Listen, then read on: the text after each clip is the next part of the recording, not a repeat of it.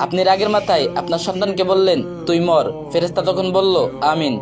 আপনার সন্তানকে বললেন, তোর ভবিষ্যৎ অন্ধকার। ফেরেশতা তখন বলল, আমিন। আপনি রাগের মাথায় আপনার সন্তানকে বললেন, তোর মুখ আমি দেখতে চাই না। ফেরেশতারা তখন বলল, আমিন। আপনি রাগের মাথায় আপনার মেয়েকে বললেন, জীবনও স্বামীর ভাত খেতে পারবি না। ফেরেশতা তখন বলল, আমিন। আপনি রাগের মাথায় সন্তানকে বললেন, মরার সময় পানি পাবি না। ফেরেশতা তখন বলল, আমিন।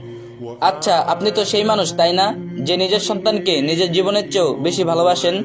আপনি তো সেই মানুষ তাই না, যার থেকে কেউ বেশি আন্তরিক দোয়া করতে পারবে না? আপনি কি জানেন, মা বাবার রাগের মাথায় বলা প্রতিটি কথা আল্লাহ তাআলার দরবারে কবুল হয়? তো আপনার কলিজার টুকরা সন্তানের ক্ষতি আপনি নিজেই করছেন না তো? আপনার সন্তান অন্যায় করছে, মা বাবা হিসেবে আপনি এই ভাষা ব্যবহার না করে এগুলো বলুন, আল্লাহ তোকে হেদায়েত দিন, আমার জন্য চক্ষু শীতলকারী বানান। অথচ বলতে পারেন, আল্লাহ তোকে ওমর রাদিয়াল্লাহু তাআলার মতো বানান, আল্লাহ তোকে আয়েশা রাদিয়াল্লাহু তাআলার মতো বানান। সবার সন্তান সবার কলিজার টুকরা। অতএব সন্তানকে বদদুয়া মানে নিজের চোখে নিজে বালি দিয়ে নষ্ট করে ফেলা।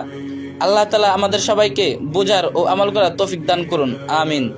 আর ভিডিওটা একটা শেয়ার করে দিন, আর যে যত পারেন বেশি বেশি কপি লিংক করে দিন।